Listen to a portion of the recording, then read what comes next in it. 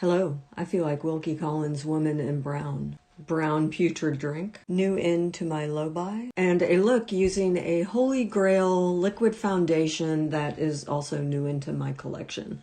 Now, my name is Mary. This is how I'm tracking my low-buy year. It's a year that began as a no-buy, but for various reasons, I have reevaluated. I will film a video and post it, I hope, tomorrow, based on that decision. But for the interim, I wanted to show you a full look using 4 products that I recently brought into my collection as part of my low buy. I did deep research on all 4. 2 were part of a set, and 1 absolutely no regrets, because as you can see when I come up very close, a problem area for me, because I use Retin-A, is peeling around my muzzle, and I'm gonna come real close. I've had this specific foundation on for 5 hours, and I can wear it consecutive days. In fact, I've been wearing it for about 3 weeks straight, and I feel that I have achieved that very delicate balance between skincare, hydration, aging skin, a slightly oily T-zone, and peeling due to Retin-A. So let me pop up real close. If you're interested in this brown look or this mystery foundation, I hope you consider sticking around.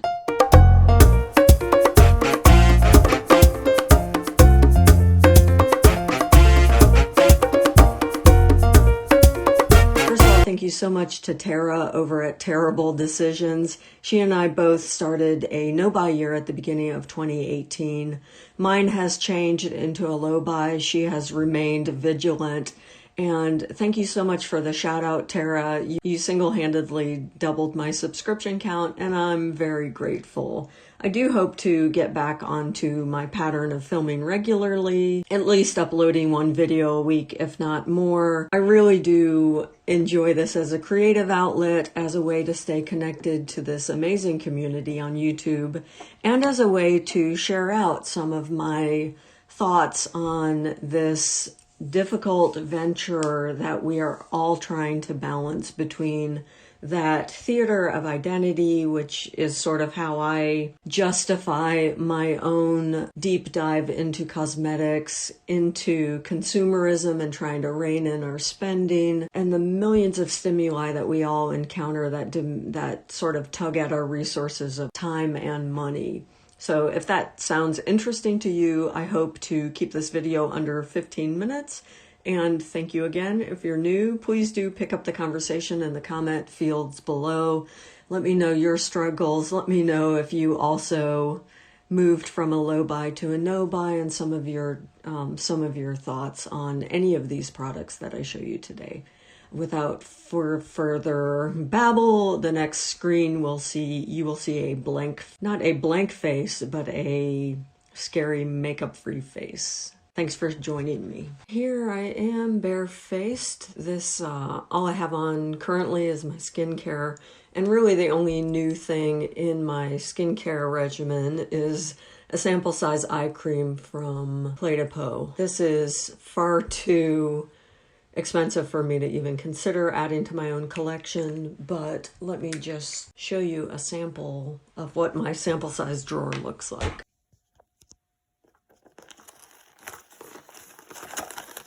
Each of these little pouches contains gobs of eye creams, face creams,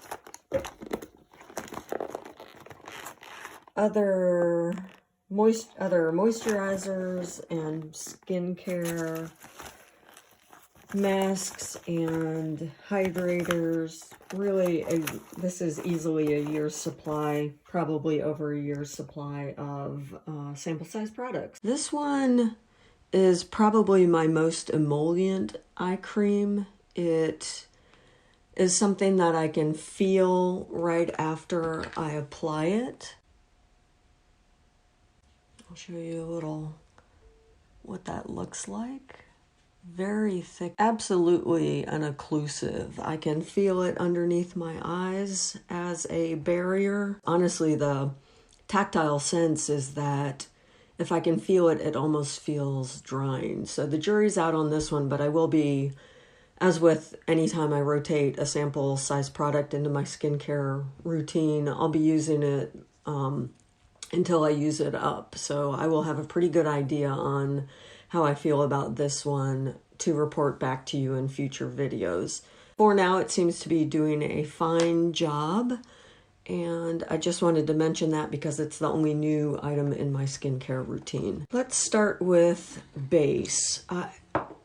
In my no-buy year, I used up 2 of my liquid foundations, neither one of which I enjoyed. One was the Clinique Take the Day Off. It had an SPF, I believe, of 15, but that foundation never set down on my skin. It would transfer to anything, and I'm always a little perplexed when I see YouTubers who are wearing white, beautiful white cashmere or light-colored cashmere turtleneck sweaters, for example, as they apply their faces. I sort of want to know their secrets. If you know, let me know, because generally I do get, if a foundation does not set down, even if I powder, I end up with traces of foundation on my clothing, and that annoys me. I used up that, and I also used up an Estee Lauder, the Youth Perfectionist foundation, which I sort of had the same issue with. I just did not enjoy that foundation. I did eventually use it up, so I felt good about torturing myself to use those products that I had unwisely spent some of my hard-earned money on. So that leaves me in my collection, if you will, 2 liquid foundations. Both of these were purchased in 2018. Both of them I enjoy, but neither one of which are, I feel, suitable for daily use. Go into that a little bit. This is the original Chanel Lumiere Velvet, which I purchased because Angie at Hot and Flashy, this was her go-to, and my skin has many of the same concerns. Clearly aging, clearly some hyperpigmentation, such as that, clearly some loss of collagen, some wrinkling, some redness, still slightly oily in the T-zone. But this, for me, is a little bit drying, honestly, when I use, because of my Retin-A use.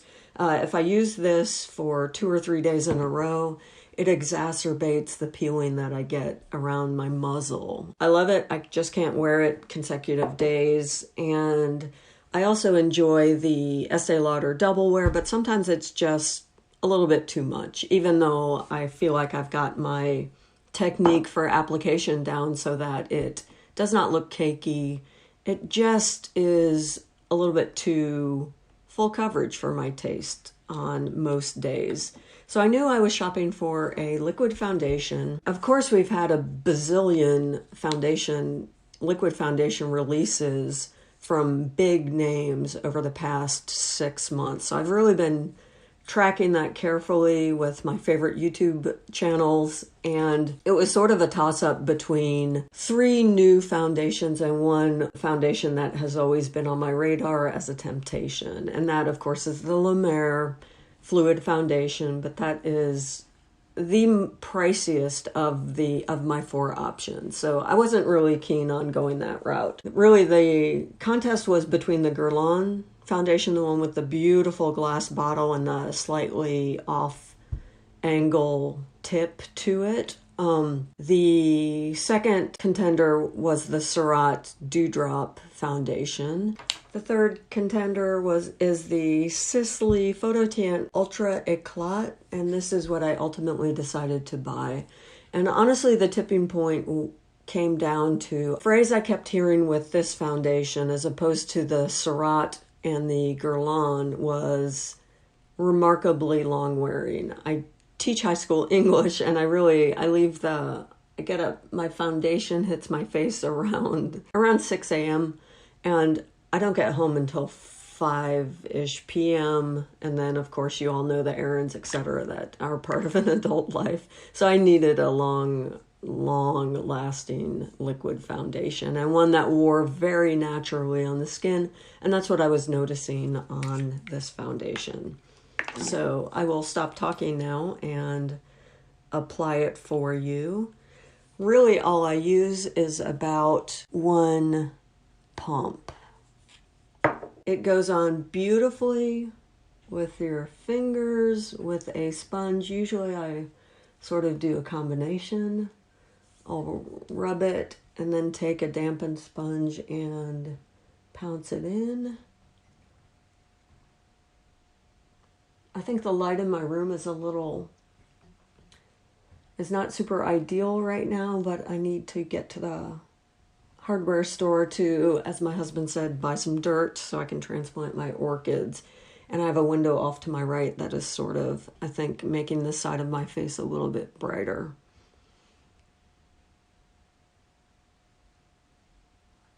All right, so I enjoy just kind of tapping that around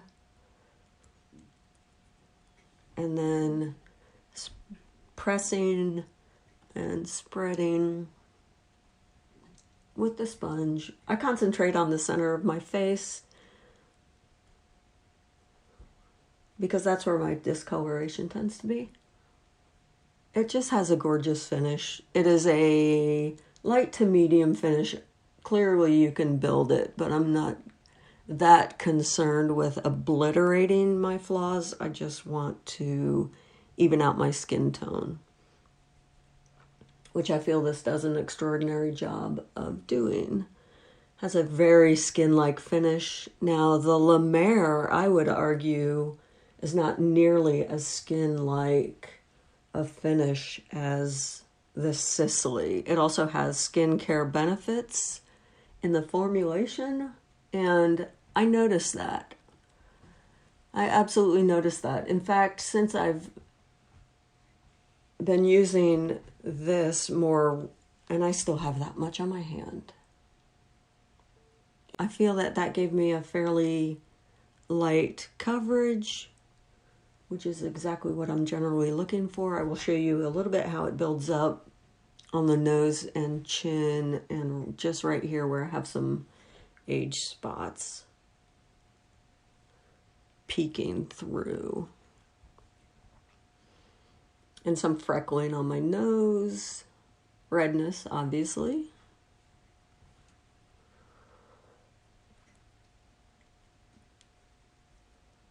It applies beautifully with the sponge. I've seen other YouTubers use fingers and a brush, all with excellent results. Still dabbing off the back of my hand. That was not even a full pump. So I'm happy with how long this will last.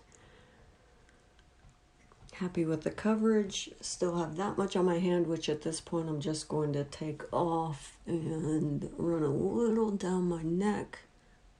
So if there's any discrepancy with coloring, it will help blend that. I will come up close and show you the coverage.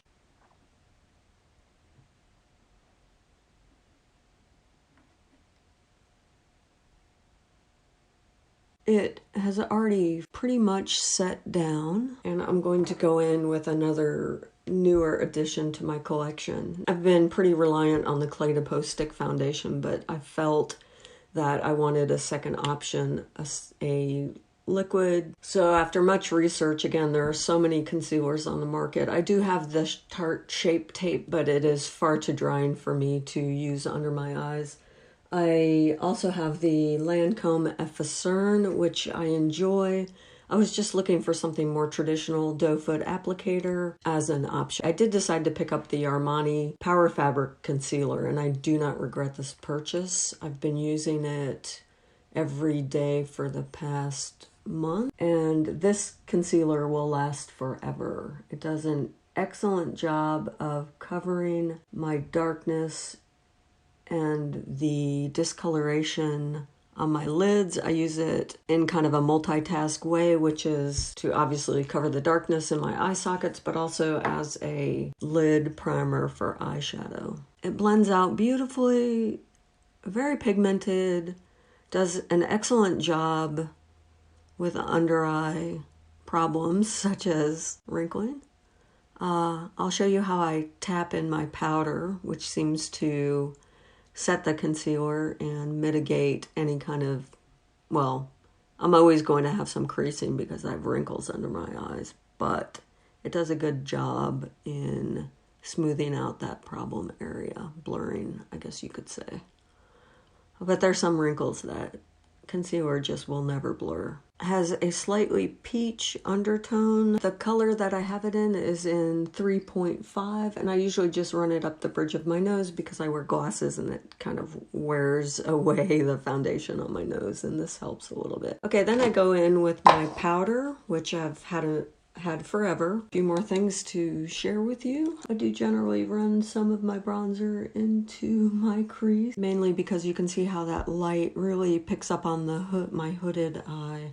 And I'm always trying to sort of give myself an eye lift with light and shadow. The last three products I have brought into my stash in my low buy are all three from Chantecaille. I've been tempted for a long time to purchase one of the cheek gelées and one of the lip colors, which I understand is very hydrating.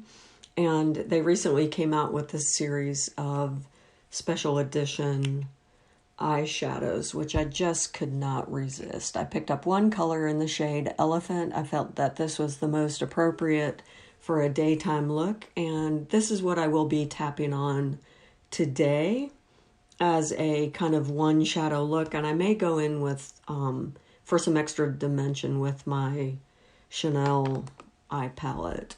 But for today, I'm going to apply this just with my finger all over my lid, right on top of that bronzer.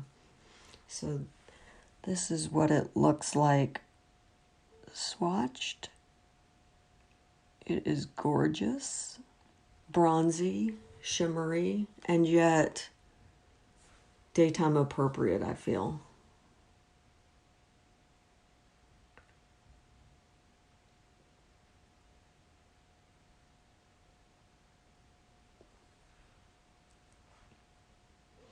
Now, I do have quite a bit of fallout. It dropped down on the corner of my eye. But I will show you what I will be doing about that.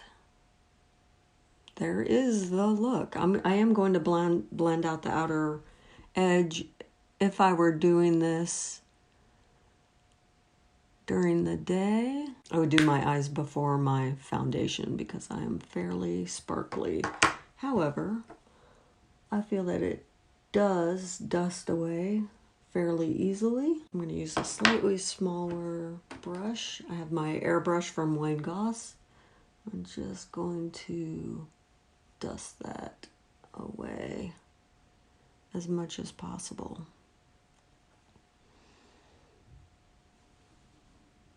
To blend out that upper edge, which I feel I should do, and to get a little more depth up on my hood, I'm going to go in with my Chanel 9-pound Le Beige palette. I'm going to go in with probably my most used color, which is this one right here. And I'm just going to go back and forth over the Chantecaille and blend it up onto my crease a bit. There you go. Now, also with the Chanel, I take my favorite kind of Sephora flat packing brush, and I'm taking some of that same neutral taupey brown, and I'm running that just underneath my eye. Now, the reason I do that, if you've watched my channel before, is I have that lower lid really catches an awful lot of light and emphasizes my hood if I don't do that. I do very much enjoy the sophisticated shimmer that you get with that. It's not a chunky glitter. It just brings your eyes to life.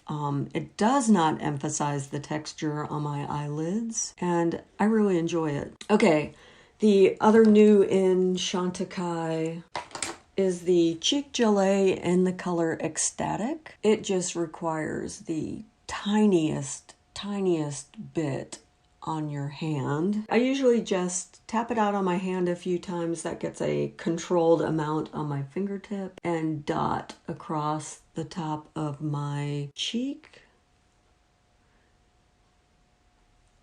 Now, invariably, I get more on one side than the other, but you'll see how easily it taps into your skin. And it just gives a beautiful, very, very natural looking flush with some color to it. Now, clearly, if I were going for a very neutral look, I would not pick something this pigmented, but I very much enjoy that effect. And it absolutely melds with your skin, as long as you're careful to blend out the upper and the lower edge. I feel that it has a very natural flushed look. That's one of the characteristics that attracts me to cream products in the first place. I'll link a video up in the cards where I attempted a full face of cream products, and they were just the wrong cream products for my skin. I'm now really discovering a few key products that hit those desired characteristics. They are almost seamless. They almost seamlessly blend with the skin. They have impact and yet a very natural look, and I'm thrilled with that. Okay, and that leaves the last Chantecaille new in product. This is the Chantecaille lip veil. I purchased the color Tamboni because I was looking for another neutral, I say with a grin of a Cheshire cat, another neutralish hydrating lip formula. Lord knows I don't need it, but in this case I wanted to try the product. This is part of a set which I believe is unique to the retailer Blue Mercury. Not that I'm telling you to run out and purchase them. Okay, I'm going to do my eyeliner, my mascara, and my lips off camera. Okay, this is the shade Tamboni in the Chantecaille lip veil. Okay, this is my final check-in for the evening. It is 5:45. It's my turn to cook dinner, so I won't have time to come back in front of the camera tonight. I did want to show you how the foundation wears over the course of, we're looking at 8 hours. I'm very pleased with the wear of the eye product, the cheek product, the foundation, and the lips. Each of these products, including the concealer that I pulled into my collection over the course of the past 3 months, is really treasured. They have all become holy grails. They have all fit a unique niche in my repertoire, in what I'm able to do with my theater of identity, and I very much enjoy them all. I do apologize, this went a little bit over my 15-minute goal, but I felt like it has been so long that there was some necessary explaining to do.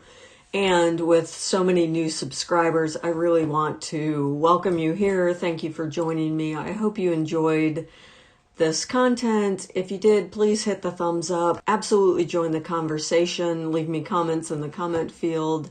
I really treasure the YouTube friends that I've connected with in this medium. I hope you have a lovely weekend. Ciao.